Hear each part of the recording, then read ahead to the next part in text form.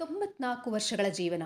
ಇದು ಕೇವಲ ಒಂದು ವಯಸ್ಸಿನ ಸಂಖ್ಯೆ ಅಲ್ಲ, ಅದರ ಹಿಂದೆ ಸಾವಿರಾರು ನೆನಪುಗಳು, ಅನುಭವಗಳು ಮತ್ತು ಬದುಕಿನ ಪಾಠಗಳಿವೆ. ಇವರು ನನ್ನ ಅತ್ತೆ, 94ರ ಹರೆಯ. ಇವರ ಬಗ್ಗೆ ಇನ್ನೊಮ್ಮೆ ಹೇಳ್ತೀನಿ. ವಯಸ್ಸು ಹೆಚ್ಚಾದಂತೆ ದೇಹಕ್ಕೆ ಕಾಳಜಿನೂ ಅಷ್ಟೇ ಮುಖ್ಯ. ಅದಕ್ಕಾಗಿ ಅವರಿಗೆ ಎಲ್ಲ ತರಹದ ಪೌಷ್ಟಿಕಾಂಶಗಳು ಸಿಗಲಿ ಅಂತ ಮನೆಯಲ್ಲೇ ತಯಾರಿಸಿದ ಒಂದು ಸರಳವಾದ ಪ್ರೋಟೀನ್ ಪೌಡರ್. ಹಾಯ್ ಹಲೋ ಎಲ್ಲರಿಗೂ. ಬನ್ನಿ, ಪ್ರೋಟೀನ್ ಪೌಡರ್ ಹೆಂಗೆ ಮಾಡೋದು ಅಂತ ನೋಡೋಣ. ಒಂದು ಬಾಣಲಿಯಲ್ಲಿ ಅದನ್ನು ಲೋ ಫ್ಲೇಮ್ನಲ್ಲಿ ಇಟ್ಕೊಳ್ಳಿ.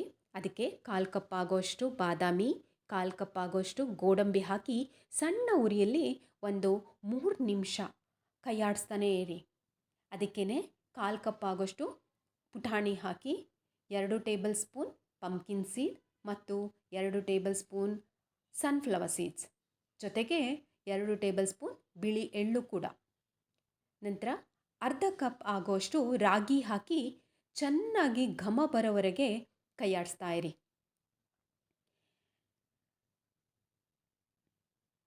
ಇದೆಲ್ಲನೂ ಹುರಿದ ಆದಮೇಲೆ ಏಲಕ್ಕಿನೂ ಹಾಕ್ಕೊಂಡು ಸ್ಟವ್ ಆಫ್ ಮಾಡ್ಕೊಳ್ಳಿ. ಇದನ್ನು ತಣಿಯೋದಕ್ಕೆ ಬಿಟ್ಬಿಡಿ. ತಣ್ಣದ ನಂತರ ಅದನ್ನು ಮಿಕ್ಸಿ ಜಾರ್ಗೆ ಟ್ರಾನ್ಸ್ಫರ್ ಮಾಡಿ.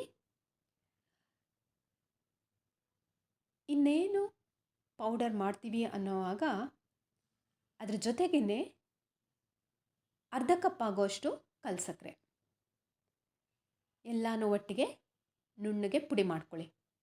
ಯಾವಾಗಲೂ ಪ್ರೋಟೀನ್ ಡ್ರಿಂಕ್ಸ್ ಮಾಡುವಾಗ ಹಾಲಿನ ಜೊತೆಗೆ ಬೆಲ್ಲ ಸೇರಿಸ್ತೀನಿ, ಆದರೆ ಈಗ ಪೌಡರ್ ಮಾಡುವಾಗ ಕಲ್ಸಕ್ಕರೆ ಪ್ರಸಾದ ಇತ್ತು, ಅದಕ್ಕೆ ಅದನ್ನು ಸೇರಿಸಿದ್ದೀನಿ ಫ್ರೆಂಡ್ಸ್. ಈ ಪುಡಿಯನ್ನು ಏರ್ಟೈಟ್ ಕಂಟೈನರ್ನಲ್ಲಿಟ್ಟು ತಿಂಗಳುಗಟ್ಟಲೆ ಉಪಯೋಗಿಸ್ಬೋದು, ಆದರೆ ನಾನು ಇಲ್ಲಿ ಕಲ್ಸಕ್ಕರೆ ಹಾಕಿರೋದ್ರಿಂದ ಫ್ರಿಜ್ನಲ್ಲಿಟ್ಟಿದ್ದೀನಿ. ಎಲ್ಲ ಓದಿದ ನೆನಪು. ಜೀವನ ನಮಗೆ ಎಷ್ಟೋ ವರ್ಷಗಳನ್ನು ಕೊಟ್ಟಿದೆ ಅನ್ನೋದು ನಮ್ಗೆ ಗೊತ್ತಿಲ್ಲ, ಆದರೆ ಆ ವರ್ಷಗಳಲ್ಲಿ ನಾವು ಎಷ್ಟು ಪ್ರೀತಿ ಕಾಳಜಿ ಹಂಚ್ಕೊಳ್ತೀವಿ ಎಂಬುದು ನಮ್ಮ ಕೈಲಿದೆ. ಈಗ ಮಾಡಿರೋ ಪೌಡರನ್ನು ಪ್ರೋಟೀನ್ ಡ್ರಿಂಕಾಗಿ ಹೆಂಗೆ ಮಾಡೋದು ಅಂತ ನೋಡೋಣ ಬನ್ನಿ.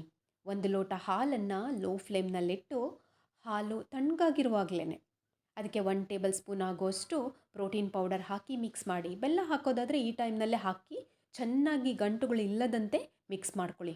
ಕೈ ಬಿಡದಂತೆ ಮಿಕ್ಸ್ ಮಾಡ್ತಾನೇ ಇರಿ. 3-4 ನಿಮಿಷದಲ್ಲಿ ಅದು ಗಟ್ಟಿಯಾಗುತ್ತಾ ಬರುತ್ತೆ. ಆಗ ಸ್ಟವ್ ಆಫ್ ಮಾಡ್ಕೊಳ್ಳಿ. ನಾನು ಇಲ್ಲಿ ಕೇಸರಿ ದಳಗಳಿದ್ವು, ಅದಕ್ಕೆ ಅದನ್ನು ಸ್ವಲ್ಪ ಮಿಕ್ಸ್ ಮಾಡ್ಕೊಂಡಿದ್ದೀನಿ, ಅದು ಆಪ್ಷನಲ್.